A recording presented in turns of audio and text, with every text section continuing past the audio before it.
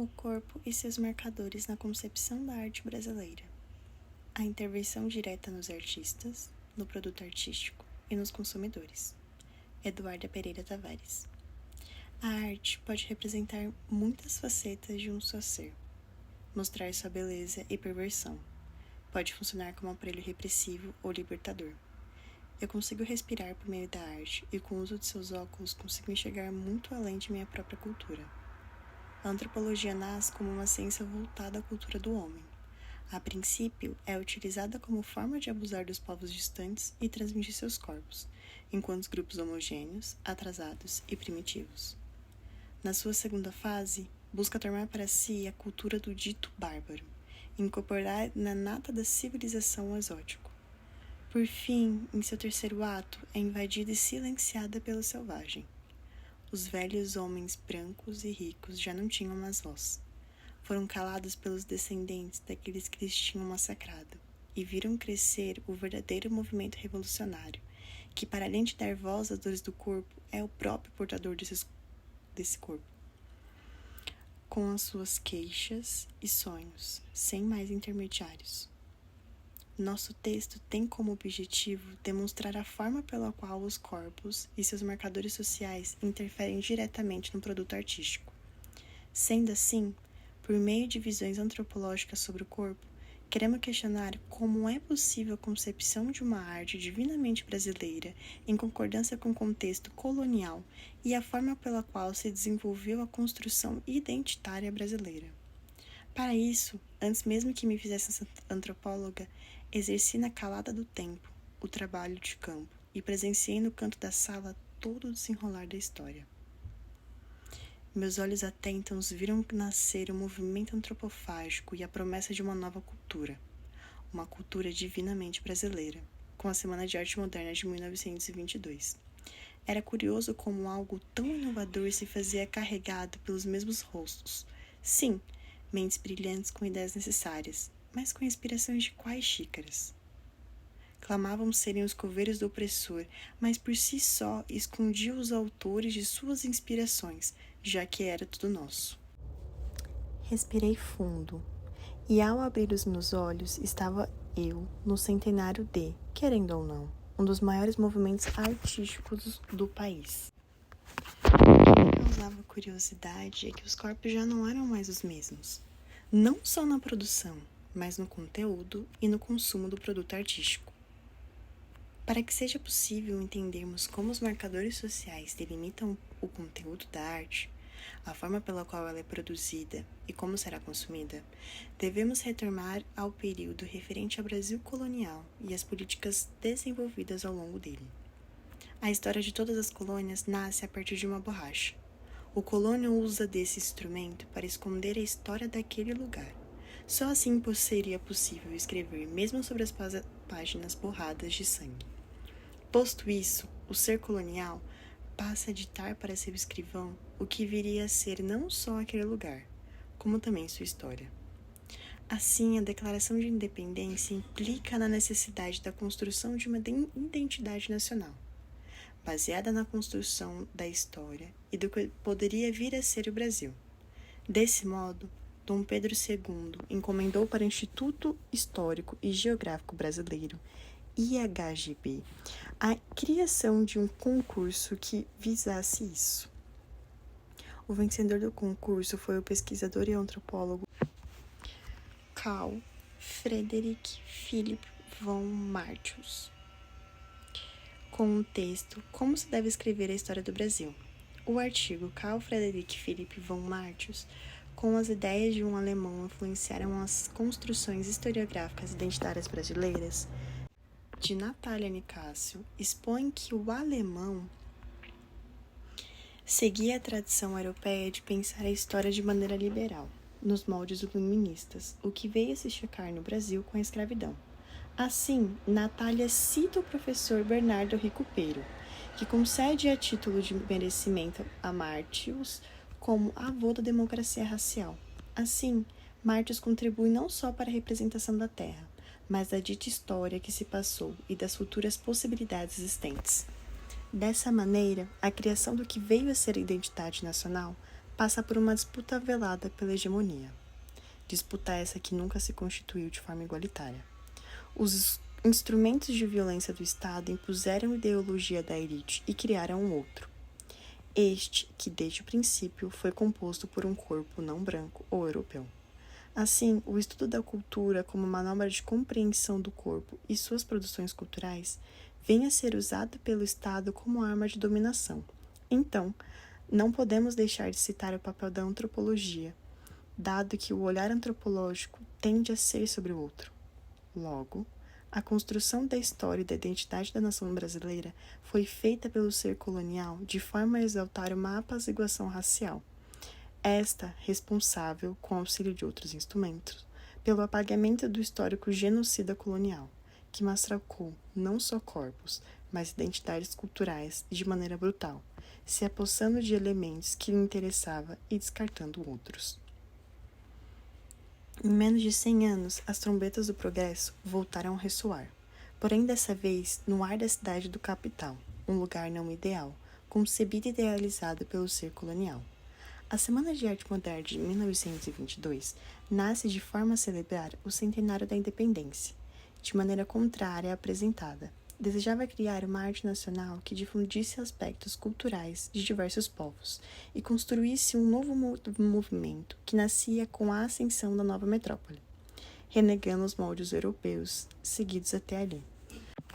O livro Semana de 22, Entre Vaias e Aplausos, de Márcia Camargo, concebe um contexto para a Semana de Arte Moderna de 1922, o questionamento sobre os movimentos artísticos do século XIX e início do século XX. Anseio por algo genuíno da terra, além do fim da Primeira Guerra Mundial, com a exaltação do nacionalismo e a luta contra a arte acadêmica, muito influenciada pela Belle Époque. Assim, São Paulo surge enquanto meio propício para seu nascimento. Os oligarcas que buscavam criar seus próprios heróis, mesmo que já houvessem introduzido seus ancestrais, bandeirantes, na história, viram uma oportunidade de concretizarem suas ideologias. O olhar seca e esclarece muito mais do que as palavras. Ao observar esse movimento, pude compreender que o financiamento da elite em um movimento que se propunha, em parte, a criticá-la e exaltar o outro, estruturava, assim, em contradições.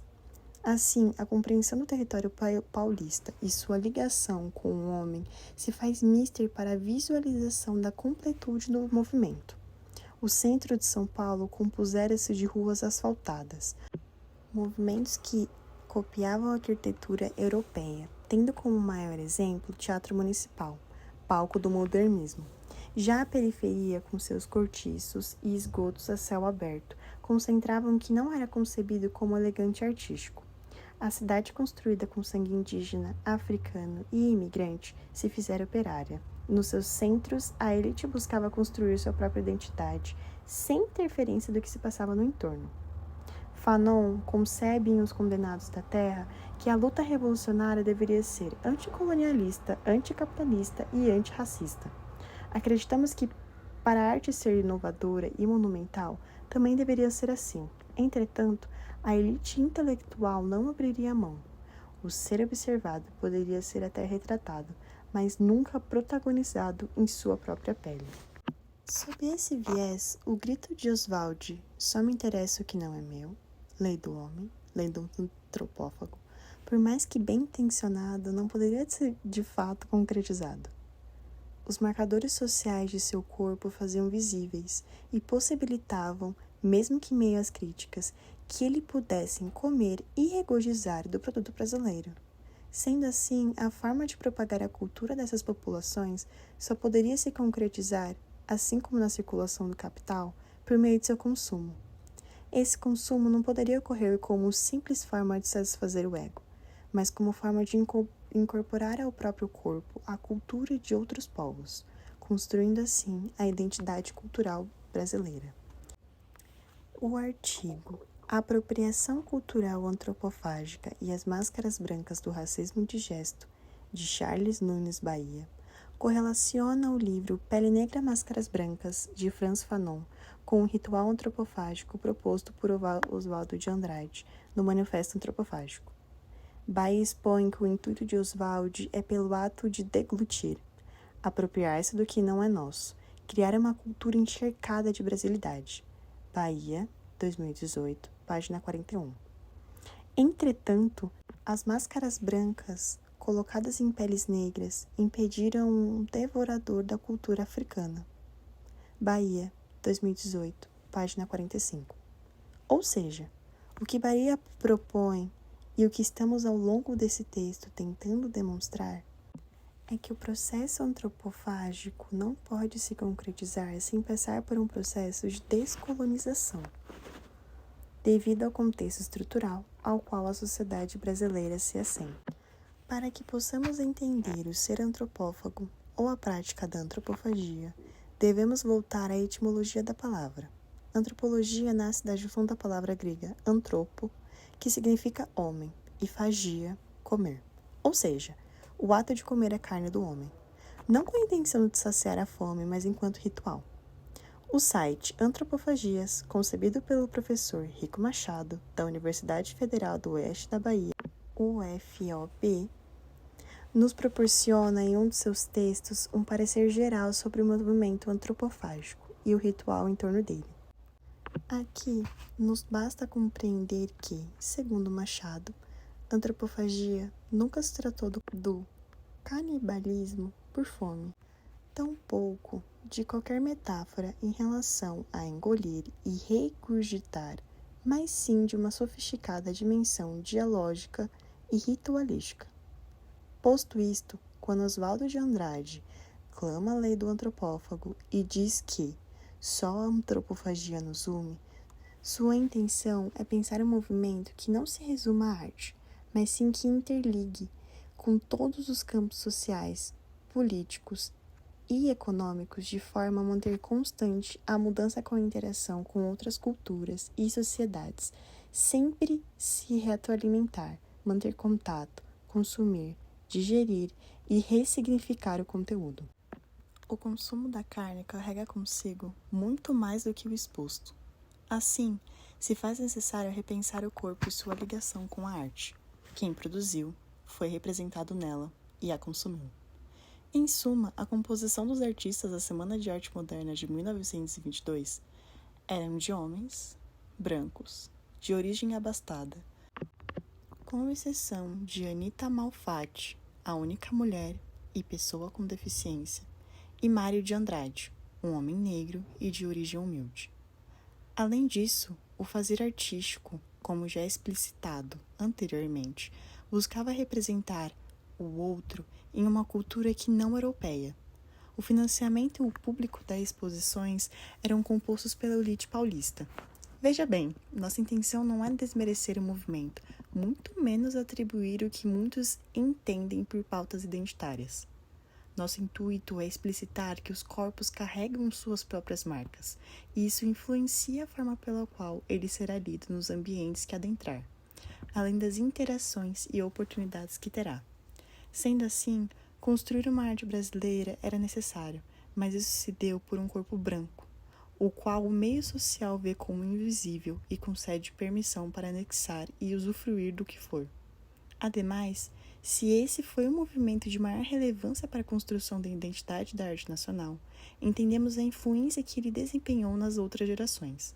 Assim, apesar de exaltar o outro, corpos não brancos, não elitizados, periféricos e de uma cultura não europeia, essa arte, todo o seu financiamento e público continuava sendo produzida, financiada e consumida por um corpo branco, abastado e europeu.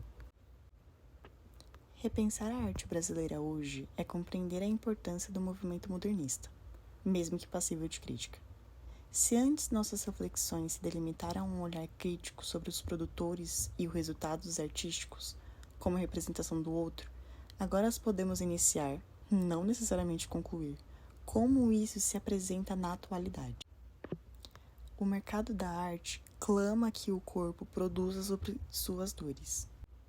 O mercado da arte clama que o corpo produza sobre suas dores. Hoje isso é conveniente e lucrativo. Nesse sentido, se antes tínhamos homens brancos e ricos produzindo arte sobre o que fugia de sua própria imagem e hegemonia, hoje temos pessoas racializadas e periféricas que podem produzir sobre suas próprias dores, sem mais intermediários. A problemática agora surge na ordem vinda do mercado. Os corpos que não tinham permissão para criar agora o possuem. Porém, esse produto artístico deve, obrigatoriamente, reproduzir a estética que é esperada, além de ter como produto final um conteúdo baseado nas dores do corpo. Portanto, o que mudou foi que, com as tendências do mercado, a fome passa a ser pela dor do corpo, expressa pelo próprio corpo. Os financiadores e consumidores continuaram os mesmos. Deixo como indicação final o artista Maxwell Alexandre, em sua entrevista ao New City Brasil. Maxwell, no Brasil temos um ditado que se tornou onipresente nos últimos anos. Arte para todos? Maxwell. Sem chance. A arte contemporânea é uma manifestação altamente codificada, concebida para o prazer de uma elite, cujo objetivo é a distinção social. Dizer que a arte deve ser para todos é um discurso populista. Na verdade, o que se pretende é que a arte permaneça no controle de grupos de indivíduos por meio de ações de diferenciação social, que definam quem tem um bom gosto, cultura, quem sabe se expressar de forma concisa, discutir pensamentos e valores abstratos, a fim de concentrar capital simbólico e intelectual. Alimentar a alma é privilégio de quem tem comida para alimentar o corpo. É privilégio cultivado, ensinado e apenas para poucos.